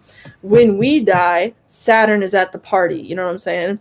So Saturn in the midheaven, it has this notion of yeah, it's the most public area. The 10th house is the most public part of your chart. It's what you're known for. It's your legacy. It's what people know you for on a daily basis as well. Once you've reached a certain sense of maturity in life, once you've reached the top of the tree, like Rachel was saying, once you've grown into yourself and what you're here to do, you know what I'm saying? It has this quality of death even within that. So when you die, is my point, what is left behind that is valuable? That's the 10th house, everybody. That's the 10th house. Saturn is is death. So you look at the death house, but it's not the death house. It's the reputation and legacy house ruled by death. So you go, huh, ain't that interesting, ain't it? But I just broke that down for everybody to understand the 10th in general. Let's see what he said. Whole sign. So the whole sign, I read like this is your fated karmic kind of like underlying experience of your legacy and what you're leaving here and what you're like maybe a little more like consciously, not even consciously, actually more subconsciously just kind of like programmed to, but it's so much a part of your consciousness that it's actually from like a subconscious place, and until somebody points it out to you, you like don't really realize it's there. I feel like that's how that would read, like a whole sign 10th house versus a tropical Placidus 10th house. So I would read it more like this is this person's like subconscious programming related to how they publicly just inherently, right, portray themselves just inherently. I would say that that's like a time for them where they're really like at some type of subconscious level processing their shit in a very public way. So I feel like this is like all your Kalima is coming to light, because especially it's in the sign of Leo, and Leo is a very public sign. It's ruled by the sun, everybody. If you don't know that, I know Eric knows that, but not everybody here might know that. So when you look at the sun, it's going to be like, you know, we are an awareness. Leo is like, aha, I'm here. Like you cannot like not know a Leo is in the room, you know? Like Leo just shines like that. It's like the diamond thing. Although Rihanna is a Moon in Aries in the hose. But, you know, I will say too that with that Leo whole sign 10th house, what we're having transit there is Saturn. Oh, wait, in transit. Wait. Saturn, am I interpreting this right, Eric? Am I saying that Saturn is transiting the 10th house whole sign, right? In what you're telling me in this comment? I think that's what you're saying. And it's not obviously transiting now, but Saturn is in the opposite sign of Aquarius right now. He says, yep. So we're talking like, okay, we're talking like 14 years ago or 14 years in the future-ish, 14, 15. So this is a period where like that person would definitely be having like a public processing of their subconscious approach to their legacy, or something that was actually at the end of the day undermining, or not undermining, but underlining, like somehow like a very foundational baseline, like the foundational concrete of their legacy and what they're to be known for, that would be getting a reconstruction, because it's like Saturn and Saturn's house, but it's the house that is hidden in some ways because it's the whole sign 10th. It's not the Placidus 10th. And Placidus is always going to be more frou-frou, more external, more out in this kind of Maya dimension, you know, but the whole sign is the deepest shit, you know what I'm saying? It's always real deep. So like, I feel like that's what would have been happening there, and it would have been getting like a major reconstruction, and obviously themes of Saturn could be coming to the table, such as death, severance, endings, but new beginnings always birth from that. And I also ask, where's the sun, you know what I'm saying, at the time? You know? You know. Shit, your father had that when he died. Well, then there you go. He's doing it. That's what happened. An ending came to him publicly, and it was probably, I know from talking with you, it was some shady ass shit. You know what I'm saying? I'm not gonna like put everybody's information on blast, but you know, that was not cool. That was not cool how that went down at all. So death is my importance. Behind the scenes, hidden, subconscious, whole sign is what I'm trying to say with that. Like it's whole sign. There was something like public, but it was hidden public. You know what I'm saying? Because it wasn't the Placidus. He was a Leo rising. This was 44 years ago. Yeah. Okay. Yeah. Right. Increments Oh, yeah. I'm sorry that happened. Sun was in Taurus. Lissy Darko. Yeah, girl. A call ASF. Yeah. Okay. It was deep since moon was... Really? The moon was in Cancer. The moon was in Cancer when my grandmother passed, too. It was a full moon, actually. Very different circumstances. But, yeah, Cancer energy... That's interesting. All right, I want to take one last question. What do y'all got? Y'all got to have some astrology questions. We've had girl, boy, we're about to go on 2 hours up in here. We have had so many deep, dope, I don't even know. Y'all just like sucked me into this astrology portal. I'm just like, what is going on? Oh, we are here talking astrology. I'm taking one last question. Somebody just came in the room. Somebody else joining us here. Welcome. Last question, y'all. What you got? Put it in the description box. I'm just going to watch it like a phoenix till I see something coming up. Be like a bird. I'm like an eagle. Y'all gonna make me sit like this and just watch? You were dope. Thank you. Can't wait when we rock together. Yeah, I can't wait either. It's going to be super fun. It's going to be so fun. We're going to have a really good time. We're going to collab, tailored to you coaching and I, everybody. We're going to tag team some videos. It's going to be super lit. I can't wait for both of our energies to exchange because it's just going to be funny on funny, and it's just, I can't wait. It's going to be really good. I love your friend's music. Trinity, y'all. Make sure you visit her page on Spotify. Tren-etsy. That ain't no Trinity. Let me spell it for you. T-R-E-N. Tren. Okay. Etsy. E-T. Greetings, Earthlings. Greetings. E-T-I. Like you and I. Trinity. She's amazing. I am waiting for one last question. Are y'all going to make me trying to answer one last question and I'm giving me one last question? All y'all shy people in the audience, did I just literally answer all your astrological questions in the last 2 hours? What am I doing?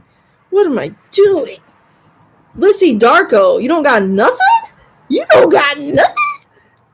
Where are you at? Me, man? Are you still in the room? What you doing, girl? What you doing? Fine. I'm going to go back to staring at it then. I want one more question. Shoot, I'm putting all this. I feel like answer one more. I just got a feeling like I'm not done, you know? So I'm just waiting for whoever wants to get the gift of an answer for free. I can't believe y'all are doing this to me. There's 7 of you in here. Shame on you. All y'all. All y'all. Some of y'all have already asked like 6 questions, but that's okay. We're just shooting the shit today. I'm still waiting though. Well, what are we going to talk about in the meantime? Better go back to my list till I get something in the question box. What do we got? You want to see my handwriting? This is funny. I probably shouldn't show you this shit. You'd be like, Tonya is so unprofessional. Look at the dirt under her nails. I also have a landscaping thing. You know, I landscape. I grow my food. You know, that's my handwriting. But I'm trying to decipher it. Thank God Ellen spared me from having to interpret my own handwriting. What about Mars return? Ooh, Mars return. This is a great question to end on. Thank you for answering that, Ellen. So Mars returns are so dope because Mars, let me tell you, Mars is the other malefic. We spent a lot of time today talking about Saturn. We're not going to talk about Mars that much, but Mars is your willpower. And that's what's so dope.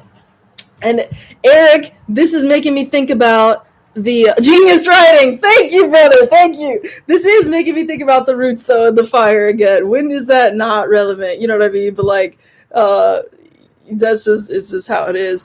But it's making me think of that again because Mars is the spark in anybody, in any soul. It's your spark. It's your fire, you know? And so it's all about what drives you and what is your soul flame? What is your passion flame in you? Everybody has one. It's that like, this little light of mine, I'm gonna let it shine, let it shine. You know, you gotta like let that shit shine, girl, boy, you. So when you have a Mars return, you need to honor the fact that you got a light that needs to shine. And everybody's always like, that's the sun. It's the sun's job to shine. And it's like, yes. And the sun has a general. You know what I'm saying? Nobody wants to honor the general. I do, because my Mars is the ruler of my moon. It's the ruler of my Mercury.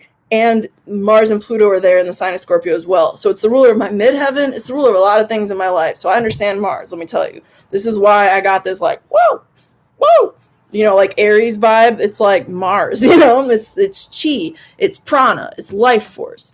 So when you have a Mars return, what is happening is that the cosmic god, Mars, you probably know him as Aries in lore, or Mars in lore, you know, or Hercules. You might have heard of him as Hercules. That is Mars. Okay. Apollo is the sun, but he has a lot of Mars flavor in there. You know what I'm saying? Well, he's actually the dragger of the sun. So, you know, there's so much we can go into with all that stuff.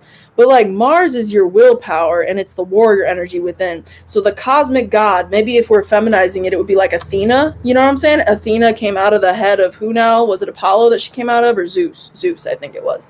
I don't know. Y'all got to tell me. I'm not that up on the mythology. I'm up on it to the extent that I need to be at this moment. You know what I'm saying? But like, point being though, like, she's the strategist, the female warrior, the female general. Like, she always will take us where we need to go, just as a general would, a good general. You know what I'm saying? So anyway, all that to say, Mars is our inner strategist in many ways. And they're also our inner, the planet, the energy, the point in our chart that is being returned to at the time of Mars return. It is our chi in many ways. It is our life force, our willpower, our ability to go up and do something about it. Do something about it. Mars is the action. It's the ability to move. You understand? It's the ability to take action, to take charge even. And it can be a small thing. You need to go to the bathroom. You stood up and you walked to the bathroom. That's Mars in play. You know what I'm saying? It's I want, I see, I get. You go to the kitchen, you get yourself some broccoli, you get some celery, hummus, whatever you're nibbling on. You know what I mean? Apples, oranges, you know, eat healthy, y'all. But like, that's Mars. It's your willpower. So how do you channel your chi? And that's Mars in your chart. So when you have Mars like returning, it's how you do what you do. It's how you do what you do. That is literally what Mars is in your chart. You know what I'm saying? So when it returns in the heavens, you have that god of Mars, of Hercules, of whatever, or Athena. You have this force of will, this strategist, this inner general, this inner sense to like motivation to get something done, right? You have that visiting you at a very personal level. So it's like the two are now one, and it's saying, hey, I've seen you, homie. I've seen you over the last, you know, however long since the last time I saw you, if I'm retrograding or whatever, you know, because Mars takes 2 years to go around the whole wheel. You know what I'm saying? So when you have it on your natal Mars, you get that once every 2 years. So it's saying, I've seen you the last 2 years, or maybe the last however long since I've been retrograde over here, you know, conjuncting you. And what I want to do is bring you an awareness of how you've been doing things. And it's a lot of times planetary returns to their same place. They're a good way to cast your own personal medicine on yourself. It's a good time to write your own personal prescription. And I'm laughing because I know Ellen has some Virgo vibes. I don't remember what specifically, but I'm like, haha, you probably enjoy that. So like, it's your time to like give yourself your own like assessment of what it is that needs to be happening for the situation at hand. And especially when it's Mars involved, it's like saying you've been doing things, doing, action word, right? Doing, your ability to do, doing. You've been doing things this type of way. When Mars comes back, it says, I see that you've been doing things this type of way. Now I'm going to make you really, really, really aware of how you've been doing things the last 2 years, for better or for worse. And what that causes is a really important like awareness moment. And it can also bring you rewards, because it, like any cycle, there's, yes, a new beginning always, but anytime there's a new beginning, there's also an end. It's like the Thoth, yo, do you know of Thoth? Do you know of Hermes? Do you know Thoth? Ancient ones know Thoth. You know what I'm saying? Mercury, Hermes, you know, as above, so below, all that. The Emerald Tablets. The law of duality is a thing, everybody. So all that to say, you know, there's different ways you can take that energy, and I just want you to be aware of that. But when you get the 2 year cycle, it's saying to you, and Mars is back there, it's saying, hey, you know, I'm gonna get a gift from however I've been doing things or behaving the last 2 years, And I might also get another homework assignment to work on for the next couple years. And it might not be the most prominent, like, homework lesson, so to speak, in your life. It's not like the theme needs to be like scorching throughout the entire 2 years, but it can be like present. It's present, and it's Mars, so you're gonna like feel passionate about that, you know, in a certain type of way based on the aspects that are being engaged in by other transiting planets and other personal planets in the horoscope. Every time you're looking at a return of a planet, you could take a photo, like a snapshot of that experience and your natal chart, and look at it from the perspective as if that is a natal chart in and of itself. Like, oh my God, look at my baby book of my planetary transits. In my baby book of planetary transits, Mars came back to Mars on this day of this year, and this was the photo of what happened with my chart, you know, and these are the aspects between the planets in my chart and the planets by transit. And you could do a little journal log. This is what was happening in life at this time. The more you engage with activities like that, the more you engage with astrology, and the more you learn about astrology, the more you appreciate astrology. Okay. But, you know, all that to say, Ellen, it's how you carry it. And that's why I was saying that it reminded me of the Roots song, because it's Black Thought says something along the lines like maverick, always above and beyond average. And it's talking about like learn how to carry it or know how to carry it. Like he's talking about how he's going above and beyond, and he's showing how to carry it, how to carry the spark, how to carry the fire. Yo, the fire is so critical. You remember the story of I can't believe I am literally blanking on this. Who stole fire from the gods, y'all? I gotta look at the comments and get back on this. Thanks for your time. You're welcome, Lissy. It's good to be here with you. It's good to get to know you a little bit. You are funny. I can't wait to meet you, like, for real, on Sunday. I am never done, Eric. You right, dude. Mars returns. Genius right. Let it burn. Let it burn. Human. Yes, Team Human. Y'all know Michael Franti and Spearhead? I'm just saying. Stay Human. Staying Human #2. That is my jam. That is my jam.